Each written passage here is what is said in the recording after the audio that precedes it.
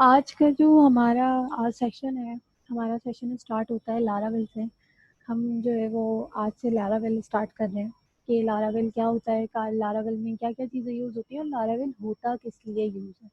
सही है, तो सबसे पहले हम देखते हैं इसका इंट्रोडक्शन कि लारावेल हमारे पास क्या है और हम लारावेल को किस तरीके से यूज़ कर सकते हैं। तो देखो, सबसे पहले लारावेल को पढ़ने से पहले हम ये कहते हैं कि जो लारावेल है, आप लोगों ने बहुत सारी जगहों पे सुना होगा, जो लारावेल है वो क्या है, एक फ्रेमवर्क है। सही है, अब देखो फ्रेमवर्क है या हम ये कहें कि फ्रेमवर्क क्या होता है। तो फ्रेमवर्क को सबसे पहले समझते हैं कि फ्रेमवर्क हमारे पास क्या है। ये कह रहा है कि अ फ्रेमवर्क और a software framework is a platform for developing a software application.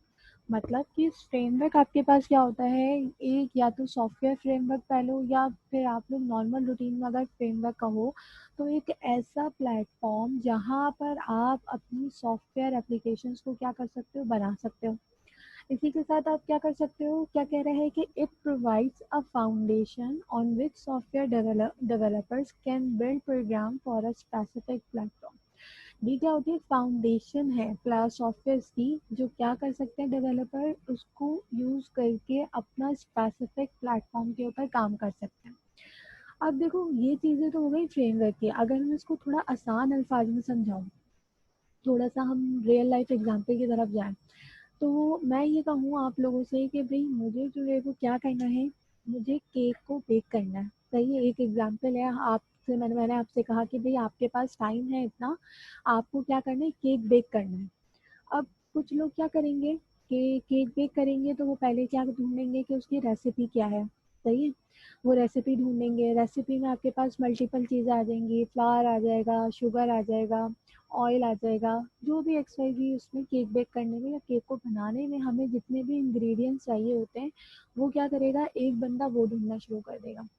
Second क्या करेगा, अगर वो इतना स्मार्ट वर्क काम करता है, वो क्या करेगा, वो जाएगा स्टोर पर।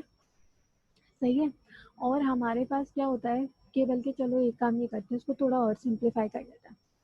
अब देखो, आपने क्या करा, केक बेक करने के लिए सारे इंग्रेडिएंट्स उसके जमा करे और उसके बाद क्या करा, आपने केक बेक कर लिया। मगर देखो, जो आपने केक बेक करा और उसकी जो इंग्रेडिएंट्स जमा करे, चाहे वो 10-12 हो या जितने भी हों, उसमें आपको टाइम लगा ज़्यादा। और फिर उसके बाद आपको क्या लगा, उसका बैटर क्रिएट करने में और फिर केक को बेक करने में टाइम लगा। तकरीबन आप ये कहो कि आपको जो है वो 2 घंटे लगे मैक्सिमम, कि 1 घंटे में आपने चीज़ें ढूंढी और 1 घंटे में आपका केक बेक हो गया, तो 2 घंटे आपके पास लग गए कि आपने केक को बेक कर दिया। अब इसी तरह अगर मैं बात करूँ फ्रेमवर्क की, तो मैं वहाँ फ्रेमवर्क कैसे यूज़ कर सकती हूँ उस केक की एक छोटी सी एग्जांपल में।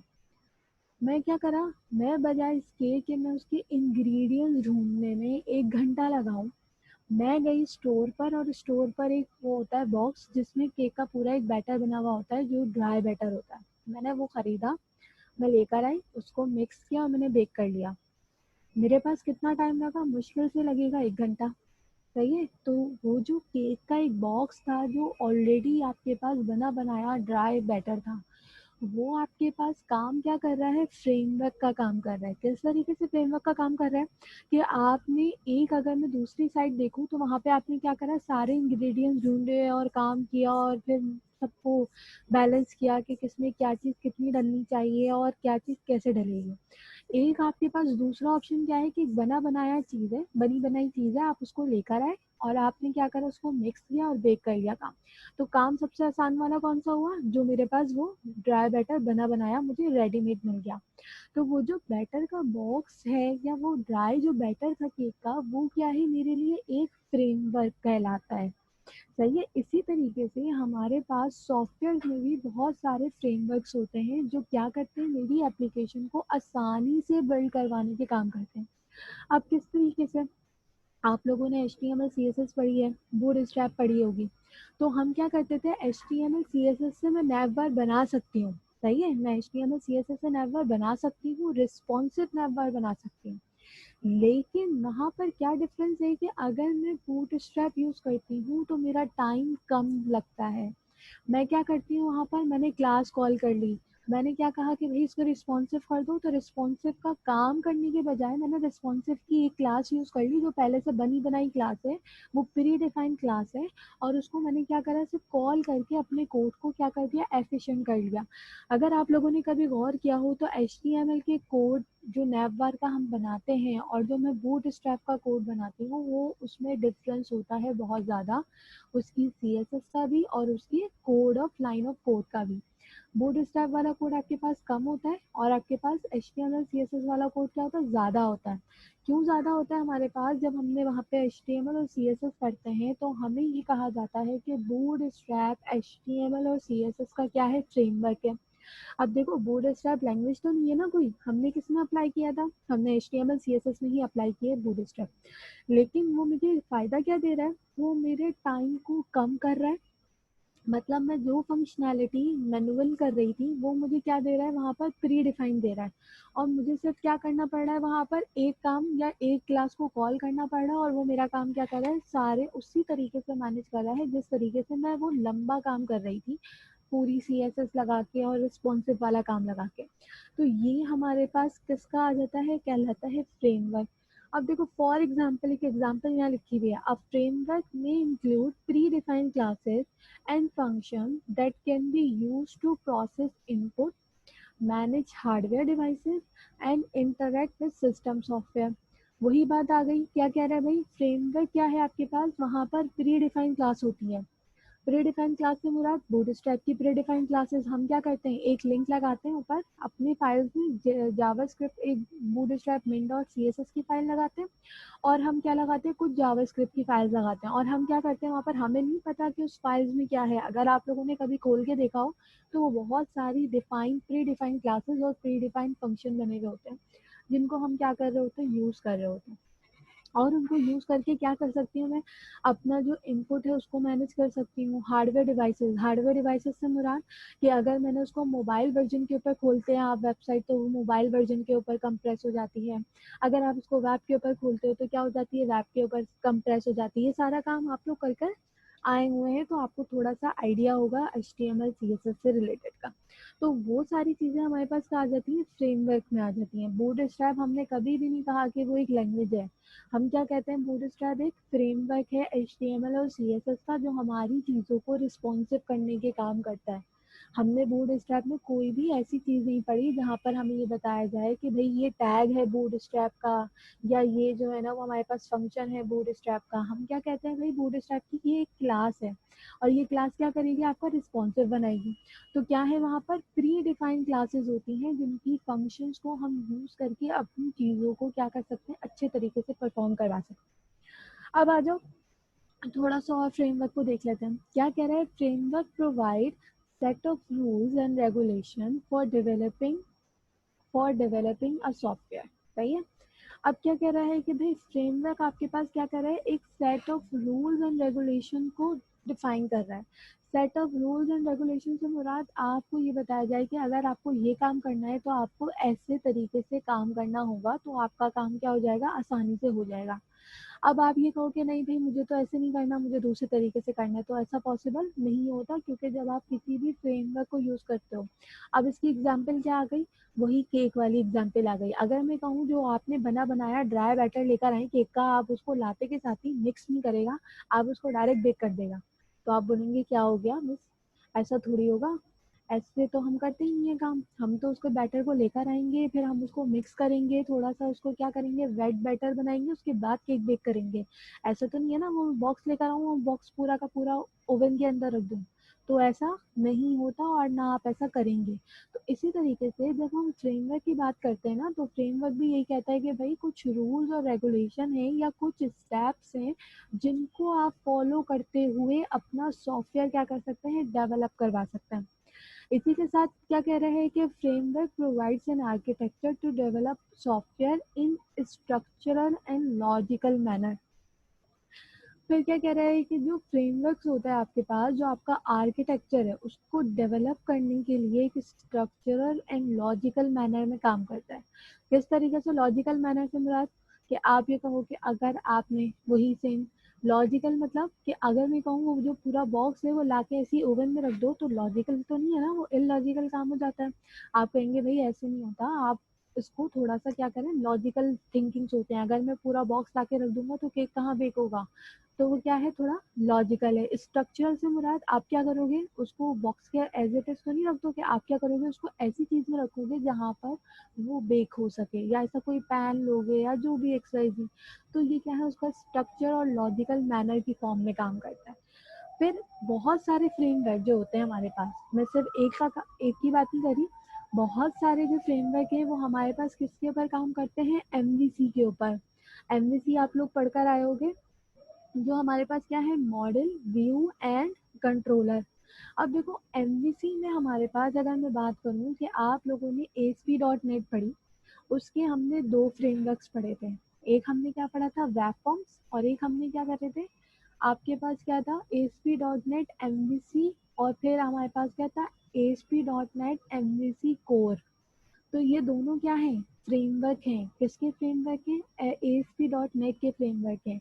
ये तो नहीं कहा ना उसने कि हम जब भी कहते हैं कि हम ये कहते हैं ASP.NET MVC, हम ये कहते हैं भाई MVC है। MVC क्या है, MVC एक फ्रेमवर्क है जो लैंग्वेजेस के साथ कॉन्सेप्ट अटैच होकर आता है। सही है।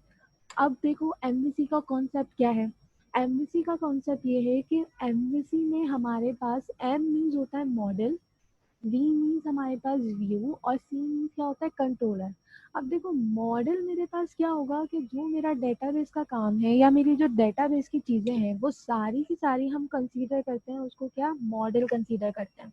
और जो व्यू है, व्यू क्या करता है आपके पास, जो आपकी वेबसाइट का फ्रंट एंड कह लो या उसका जो लेआउट होता है वो क्या होता है आपके पास, व्यू कहलाता है।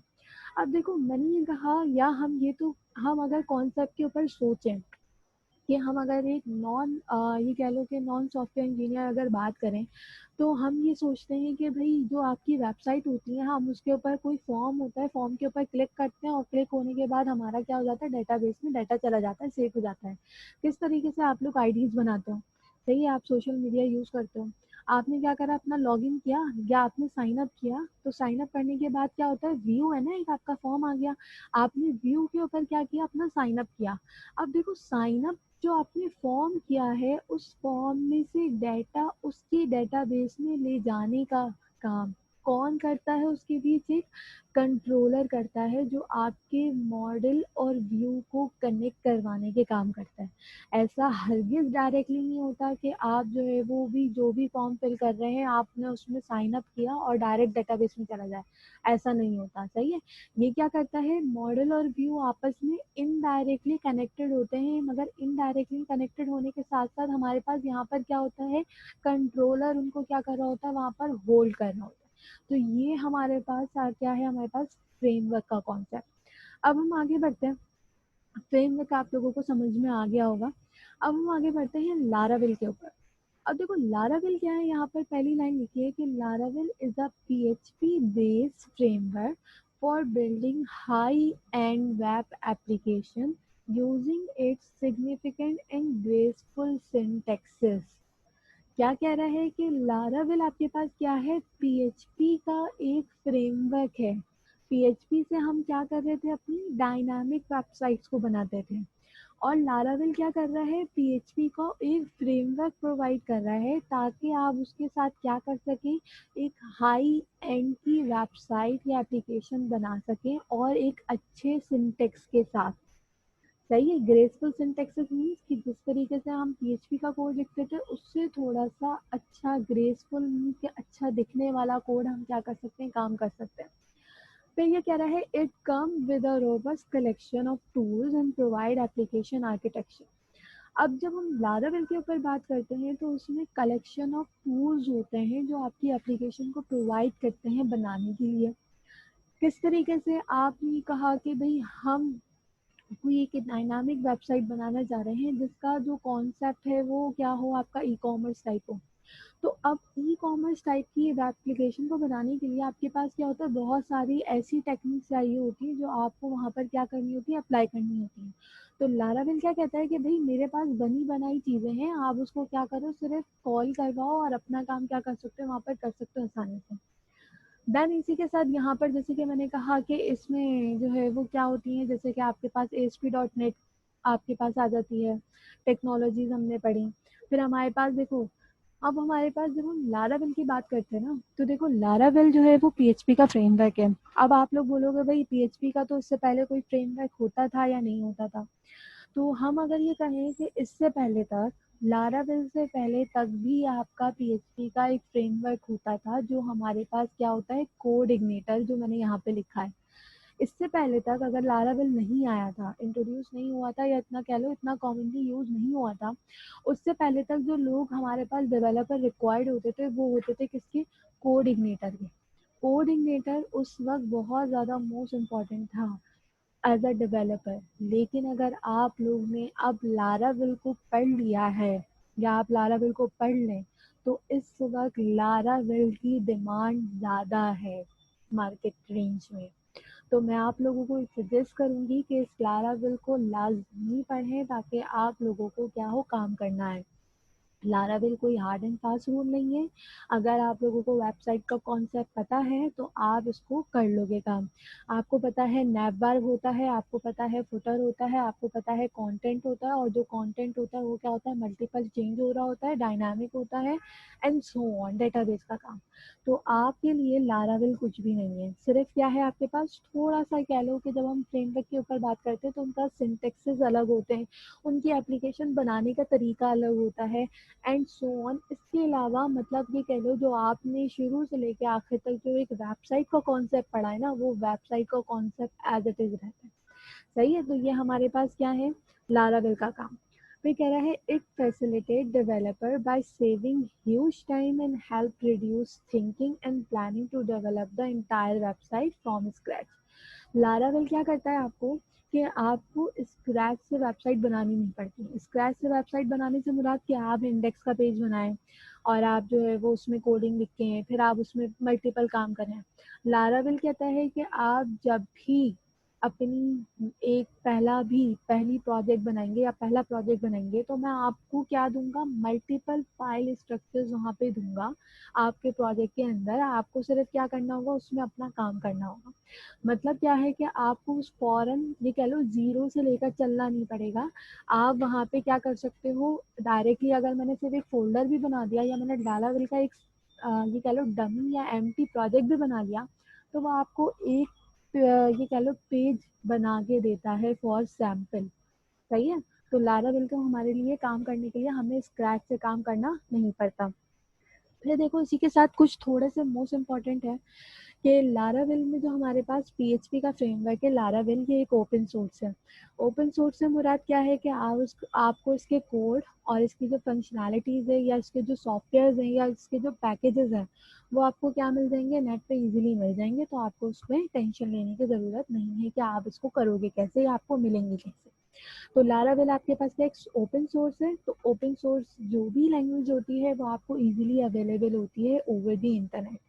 इसी के साथ जो मोस्ट इम्पॉर्टेंट यहाँ पर लाइन लिखी है, वो क्या लिखी है, कि Laravel uses MVC design pattern. MVC design pattern से मुराद कि ये लारावेल हमारे पास किस पैटर्न के ऊपर काम करता है, मॉडल, व्यू एंड कंट्रोलर। जैसे कि मैंने अभी पिछले बताया कि मॉडल व्यू कंट्रोलर क्या होता है, कि मॉडल आपका होता है लेआउट, जो आपका फ्रंट एंड होता है आपकी वेबसाइट का, या आपकी वेबसाइट का जो भी पहला पेज होता है वो।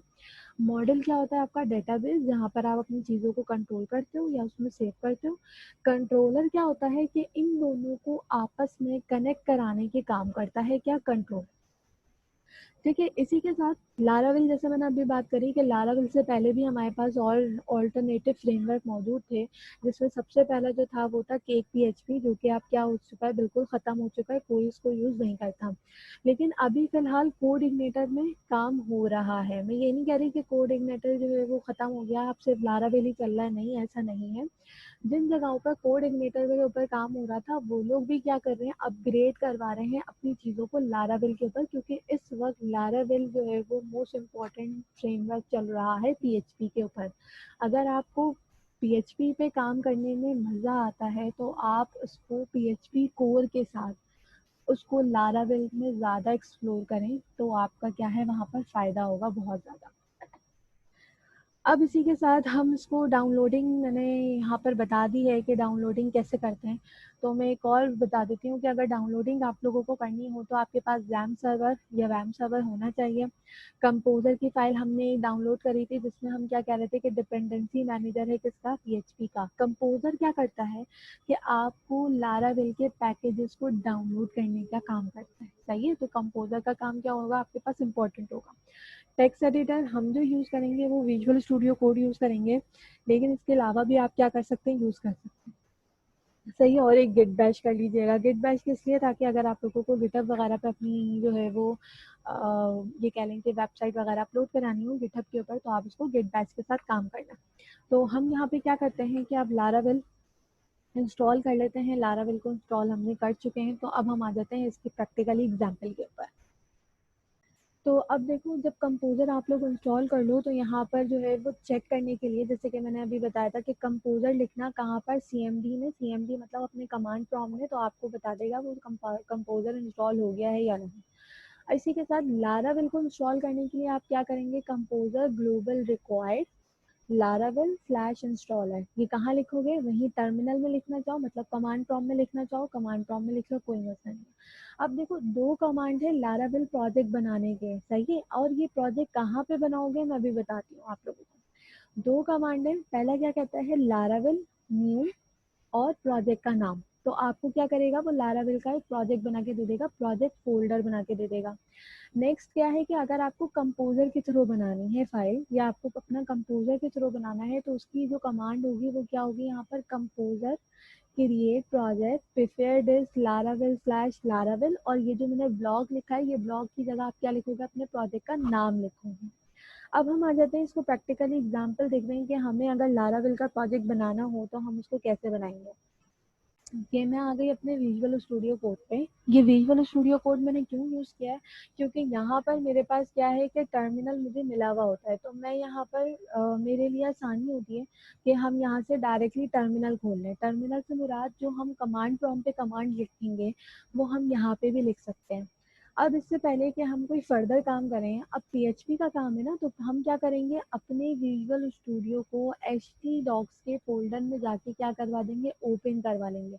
तो यहाँ पर फाइल में जाइएगा आप, इसको क्या करेगा, ओपन फोल्डर, और ओपन फोल्डर में जाने के बाद मैं जैम में जाके मैं क्या करूँगी, यहाँ से htdocs के फोल्डर को सिलेक्ट कर लूँगी। ऐसा क्यों करेंगे, क्योंकि जब भी हम प्रोजेक्ट बनाएंगे वो htdocs के अंदर बनाएंगे लारावेल का प्रोजेक्ट, अदरवाइज नहीं चलेगा। क्योंकि आप लोगों ने पीएचपी पढ़ी होगी, तो पीएचपी में भी हम सारे प्रोजेक्ट htdocs के अंदर बनाते थे, तो ही वो क्या करता था, वहाँ पर प्रोजेक्ट्स को लेकर आता था। तो यहाँ पर मैंने क्या करा, सिलेक्ट फोल्डर, और ये मेरे पास यहाँ पर क्या हो जाएगा, ओपन हो जाएगा।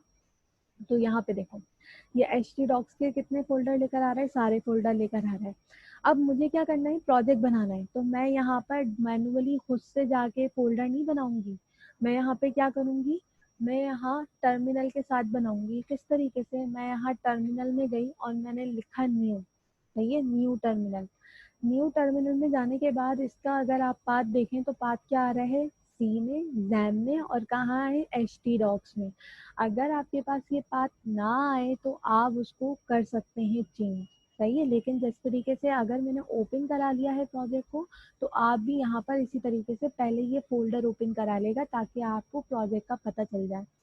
अब यहाँ पे देखो प्रोजेक्ट कैसे बनेगा, लारावेल का प्रोजेक्ट बनाने के लिए आप कैसे लिखोगे, लारावेल, सही है। अब देखो, दो कमांड है, दो कमांड क्यों है, क्योंकि जब आप लोग इंस्टॉल करते हो ना, तो कभी ऐसा होता है कि इस कमांड से प्रोजेक्ट बन जाता है, और कभी ऐसा होता है आपके पास दूसरी कमांड से बनता है। ये दोनों क्या है, पॉसिबल ऑप्शन है। ये नहीं कि आप दोनों से बनाने बैठ जाओ, बनाओगे आप एक ही से, मतलब मैं अगर एक तरफ मेरी बन जाती है मेरी इस वाली कमांड से, तो मैं इसको इसी कमांड से चलाऊंगी। लेकिन कुछ ऐसा होता है कि कंपोजर चेंज होता है या कंपोजर सपोर्ट नहीं कर पाते, तो जो मैंने दूसरा कंपोजर के साथ लिखा था आप उसके साथ बनाओगे। तो ये दोनों ऑप्शन आपके पास मौजूद हैं। तो मैंने कहा लारावेल न्यू, और मैं इसको करती हूँ फर्स्ट प्रोजेक्ट, या इसको कर देते हैं फर्स्ट लारावेल प्रोजेक्ट, ताकि थोड़ा सा और हमारे पास क्या हो जाए, इसको आसान हो जाए।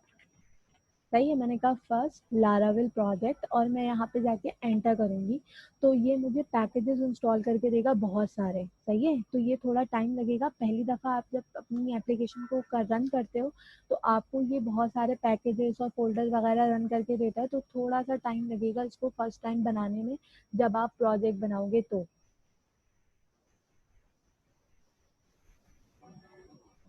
तो यहाँ पे देखो मेरे पास प्रोजेक्ट बन गया है, यहाँ पर लिखा हुआ आ जाएगा आपके पास application ready, build something amazing.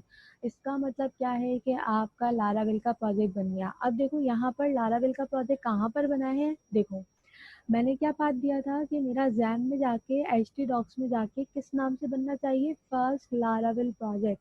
तो यहाँ पर देखो मेरे पास एच टी डॉक्स खुला हुआ था फोल्डर, और यहाँ पे देखो फर्स्ट लारावेल प्रोजेक्ट के नाम से क्या बन गया, एक फोल्डर बन गया। और अगर मैं इस फोल्डर को खोलूँ तो यहाँ पर बहुत सारी बिल्ट इन फाइल्स आ गई हैं।